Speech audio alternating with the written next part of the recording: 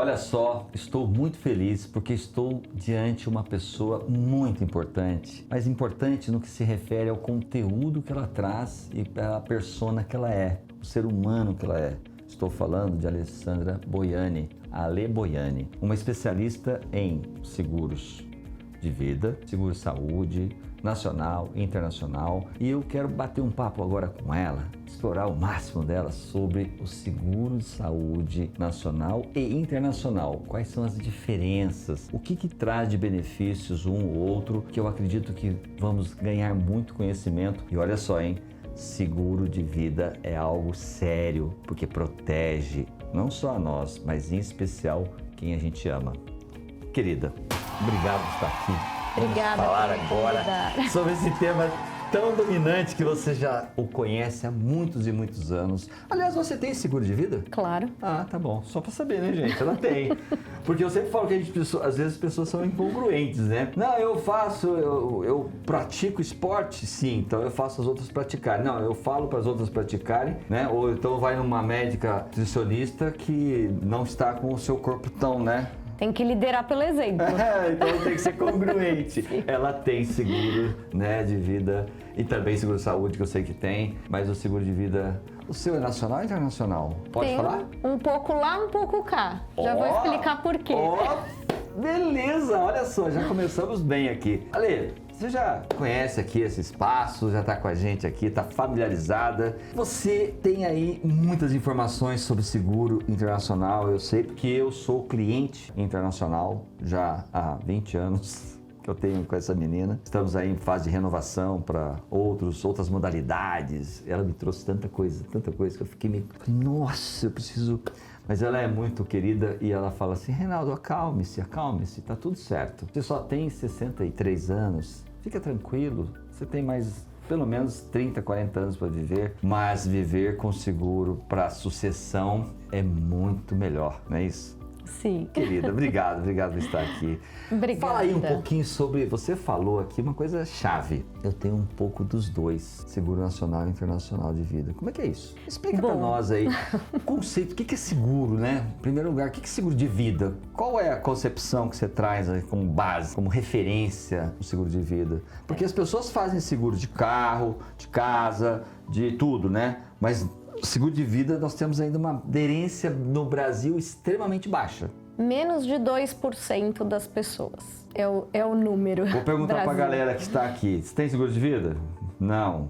Você tem seguro de vida? Não. Você tem seguro de vida? Não. Ainda não. Ainda não! Ah, gostei. Eu espero que essas pessoas que estão aqui passem a ter, mas tem muito a ver do que eu tenho na minha estrutura, né? Minha família, né? Eu tenho certeza que aqui a Dandara tem a Maia, que eu conheço, que é eu sou fã número 1 da Maia, né? E como pode Dandara não ter seguro de vida tendo uma filha tão maravilhosa como a Dandara?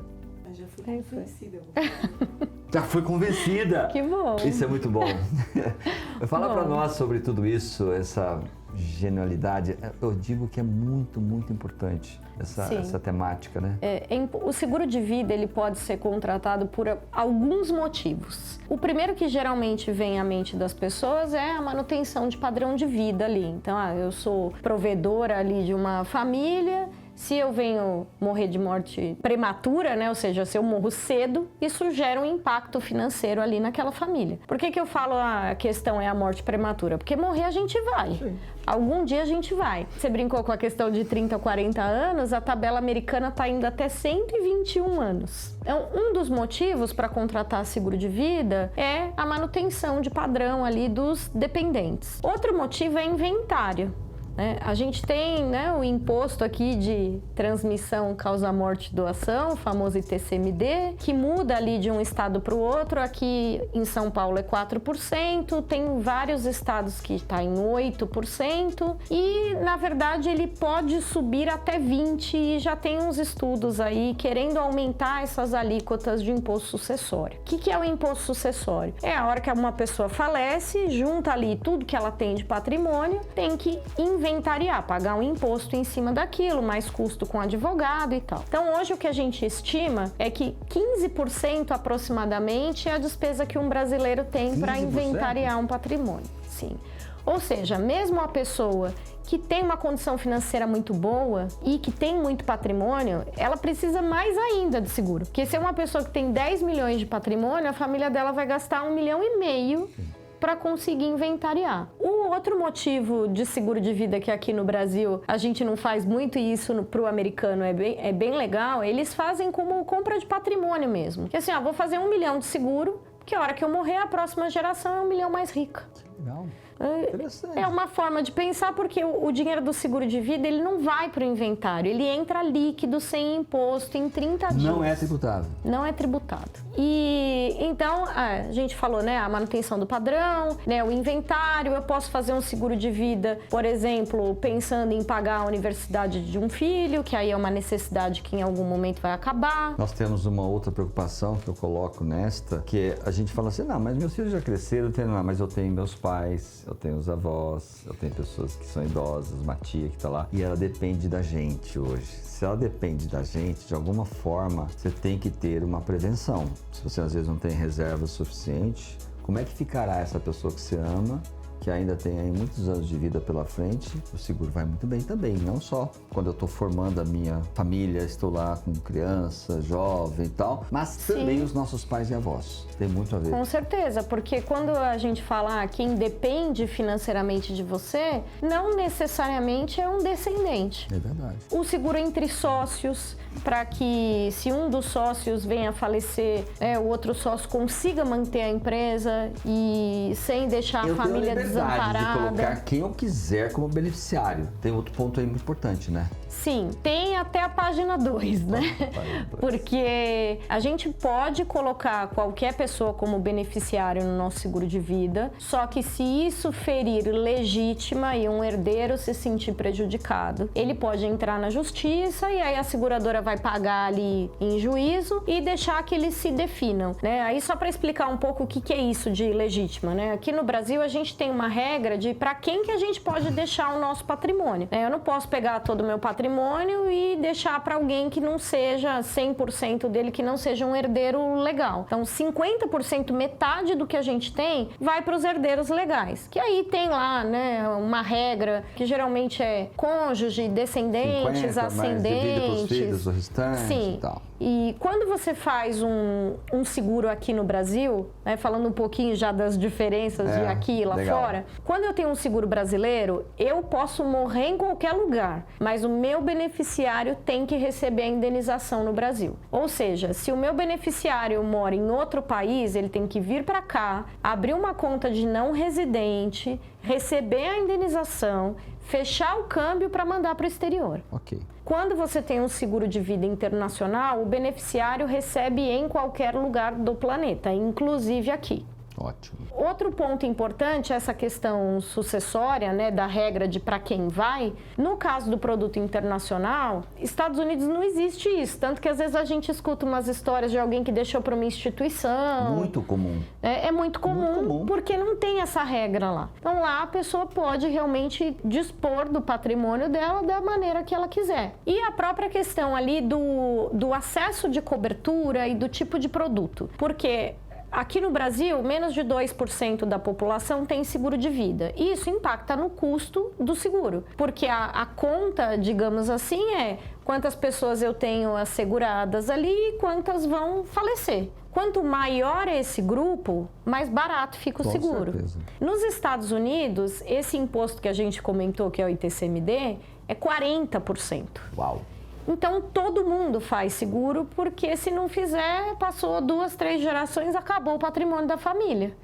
Verdade. E aí, justamente por isso, o mercado americano de seguro de vida, ele é muito desenvolvido, porque todo mundo faz. E aí, o seguro acaba tendo um custo mais interessante e ele é bem mais flexível. Mais pessoas fazem, menor fica o custo. Sim. O Brasil tende ainda a ter muito desenvolvimento nessa área, né? Parece que ela não pegou ainda, né? Acho que é muito longe. Já desenvolveu bastante. E fora que, assim, lá atrás, às vezes tinha gente que eu escutava falando que, não, fazer seguro dá azar. Se fosse assim, seguradoras teriam todas quebrado já, né?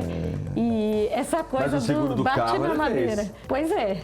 O do Engraçado, carro ele né? faz. Do carro ele faz. O material ele faz, mas da pessoa não. Pois é.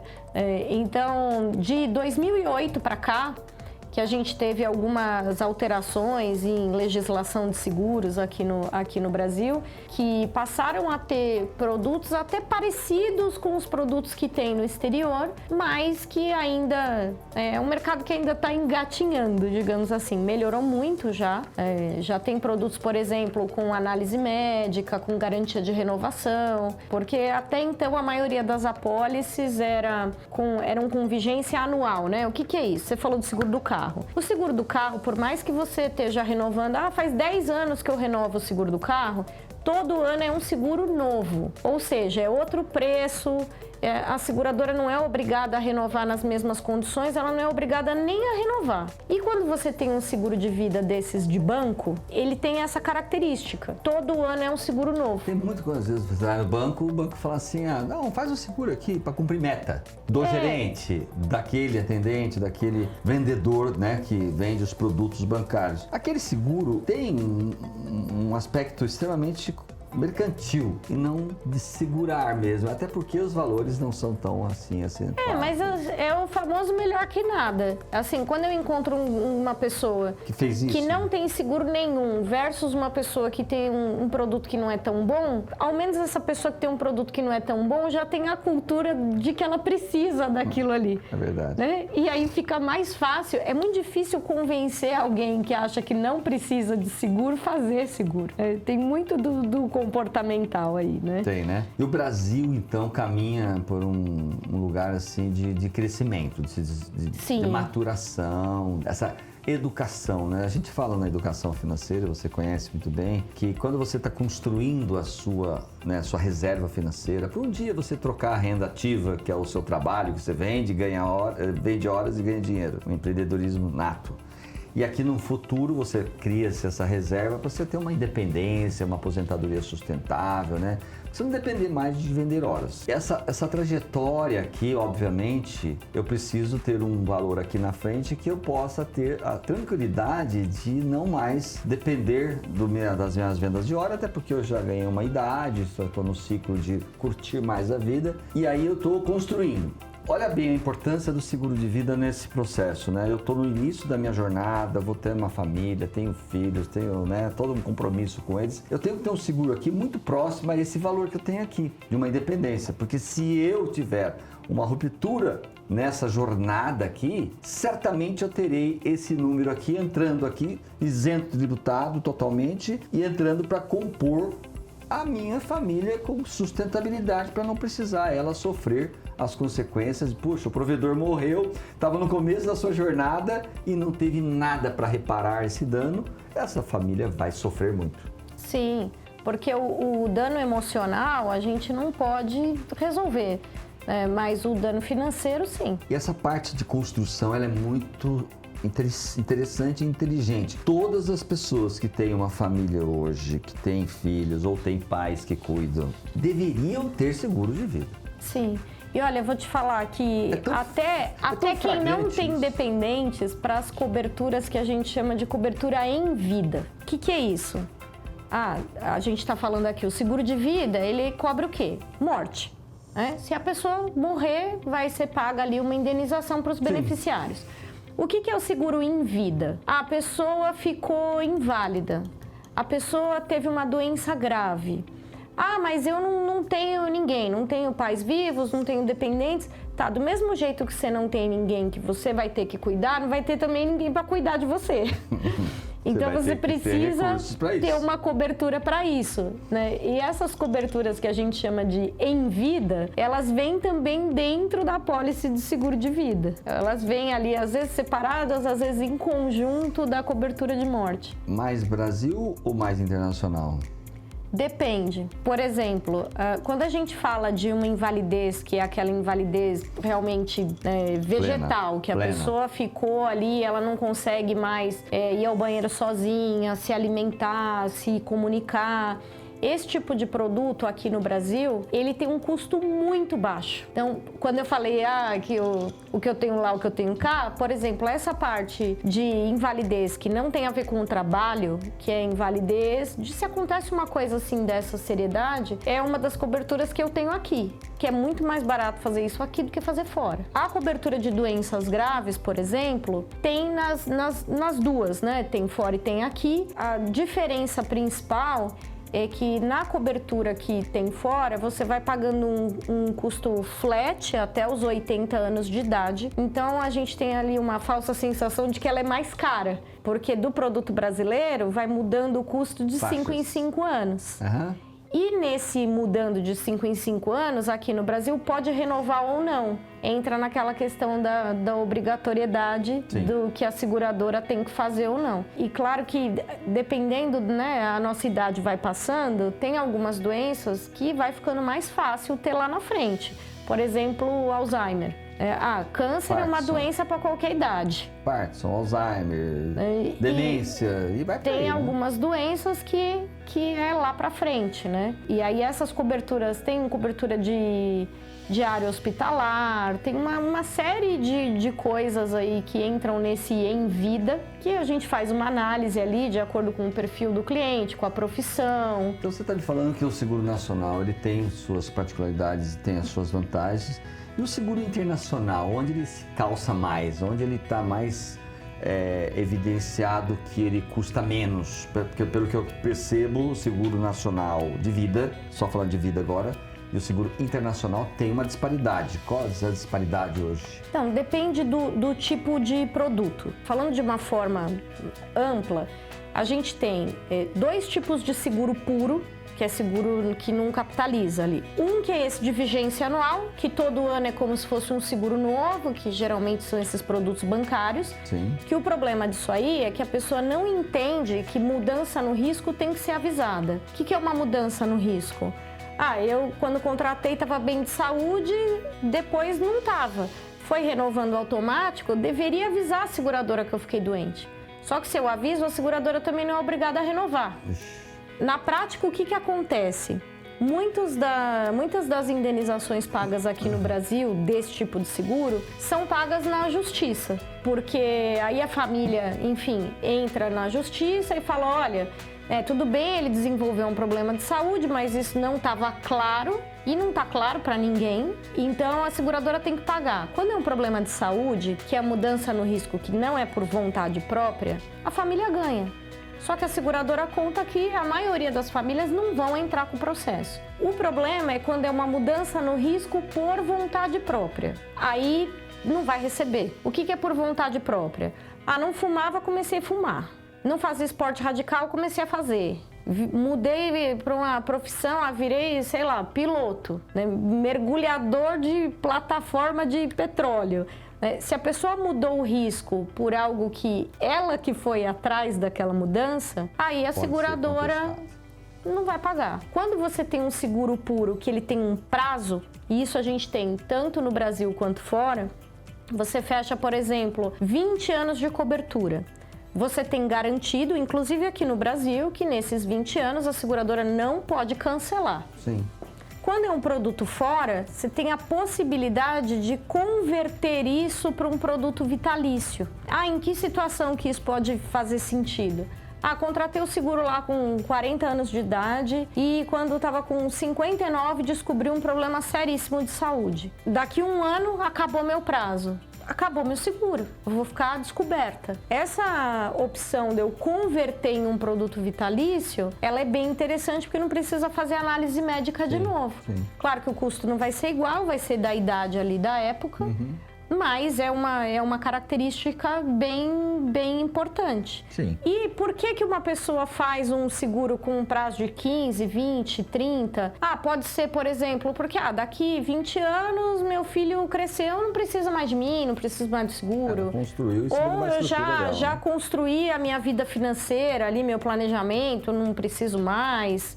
Né? Enfim, E o custo desse tipo de seguro, ele costuma ser baixo porque ele vai avaliar o risco daquele período. Dos 40 aos 60, qual é a chance de uma pessoa falecer dos 40 aos 60? Se é uma pessoa que contratou com 30 anos, o risco dela falecer entre 30 a 50 é menor do que uma pessoa de 40 a 60. Então, o seguro que você fecha um prazo, ele tem uma análise de risco daquele período em específico. Entendi. Quando você fala de um seguro vitalício, qual que é o risco da gente morrer? É 100%.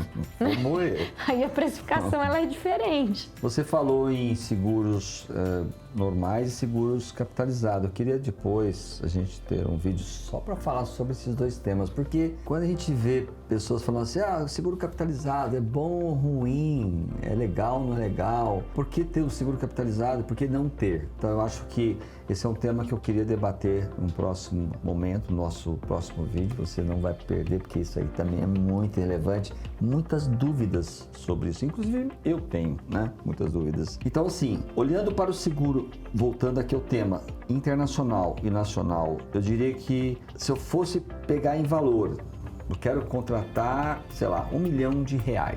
Se eu contratar R$1 milhão hoje nas seguradoras brasileiras, vamos pegar uma pessoa que tem aí 40 anos de idade, estou dando um exemplo hipotético, ou 30, como você achar melhor esse exemplo que você quer dar. Esse R$1 milhão e falar assim, eu quero ter também um seguro de R$1 milhão, um nacional, e eu quero comparar com o internacional. Qual a disparidade de valores que tem entre o nacional e o internacional, se tiver a mesma linha de... Depende da faixa etária, mas pode chegar até 1/3 de diferença. Do internacional ser 1/3 mais barato do que aqui. 1/3 a menos. Então, imagino que se custasse 10 mil, custaria 7 lá fora. Não, custar 1/3 do valor. Ela está falando outra coisa. Ela está falando mais flagrante ainda. Praticamente de 10, custaria 3 e pouco. Se a gente comparar banana com banana, não, né? Tem que ser banana com banana. Mesmo prazo, mesmas tudo igual. idades. Não, tudo igual. É. Vocês estão entendendo? Se eu for contratar um seguro aqui no Brasil nacional, eu pago 10. Se eu for para fora buscar na sua assessoria, nós temos aqui, eu vou deixar tudo nas referências aqui para você buscar a Le Boiani, que tem muita informação para você e muitas possibilidades. Então, se você pagar no Brasil 10, você pode pagar lá fora 1/3 desse valor, ou seja, 3.300, exemplo. Lá fora eu pagaria, aqui dentro eu pagaria 10. É muita discrepância, mas por que existe isso? É quantidade tá mais de assegurados, Assim, muitas pessoas asseguradas. E até muitas vezes, eu trabalho os dois mercados. E às vezes tem cliente que não é aceito aqui. Que a pessoa fala, eu prefiro pagar em reais, né? Entendi a diferença e tal, mas eu fico mais confortável aqui. Aí faz os exames médicos, porque esses produtos que têm garantia de renovação, seja o vitalício ou prazo, tem análise médica. Sim. E aí a pessoa não é aceita. E muitas vezes acontece de uma pessoa que não foi aceita aqui ser aceita lá. E não é porque eles são menos criteriosos, é porque o risco para eles, para a seguradora, é menor, porque tá diluído. Ele vai perder, ele vai quebrar a seguradora. Ele consegue comportar ali. Então, eu já tive casos de clientes que foram negados aqui e que foram aceitos fora com uma sobretaxa, ali com um agravo, ou cliente que foi aceito aqui com uma sobretaxa e que foi aceito fora sem a sobretaxa. Maravilha. Gente, seguro internacional tem tudo a ver, e esse número de seguros no Brasil, 2%, é muito pouco. Então, o que eu quero passar aqui para vocês e o que a Le Boiani passou é que vale a pena, sim, ter seguro de vida, seguro de saúde, para que a gente possa ter uma vida mais sabedor que um dia nós podemos continuar essa caminhada, essa trajetória de vida com os nossos, né, entes queridos, aqueles que a gente ama, aquelas pessoas que a gente quer deixar bem, continuar essa vida bacana, e o seguro de vida é imprescindível para que a gente possa ter isso. Muito, mas muito obrigado. Quer falar Eu mais? queria falar mais uma coisinha que eu acho que é Aqui é sua importante, que é a questão da moeda. Talvez a questão do, mas é em dólar, o dólar tá subindo, o dólar tá alto, porque pra gente que é brasileiro, o dólar sempre tá alto. Eu nunca escutei nenhum cliente falar o contrário disso. Quando a gente pensa no seguro de vida, ele é um planejamento de longo prazo. Porque a gente faz querendo não morrer, querendo não usar nunca. E se eu faço um seguro de vida hoje de R$1 milhão, daqui 20 anos, quanto que esse R$1 milhão está valendo? Os produtos brasileiros, as coberturas, elas são reajustadas pelo IPCA, que em teoria é a nossa inflação, na prática não é. A inflação do brasileiro, ela é muito dolarizada. Se a gente pegar dólar contra real, os últimos 10 anos, estou falando de dólar na gaveta, comprei e guardei, não investi em nada, não fiz nada. O real perdeu 70% do valor para o dólar nos últimos 10 anos. Se a gente avaliar, por exemplo, ano passado essa desvalorização foi de 25%, só no ano passado. Então, quando você fala de um planejamento de longo prazo, faz muito sentido dolarizar. Com certeza. Com certeza. E isso não tem a ver com, mas eu moro no Brasil ou moro fora. Tem a ver com conseguir manter o valor. Faça seu seguro de vida em dólar. Tá claro isso. Esse é o recado, né? Sim. Faça. Se você puder fazer, faça. E de preferência internacional, e economize 70% aí, pelo menos, nesse custo de seguro de vida internacional. Legal, Obrigada. Né? Nós vamos falar, sabe o quê? No próximo bate-papo, nós vamos falar sobre uma coisa muito legal. Seguro de vida capitalizado e não capitalizado. Não percam.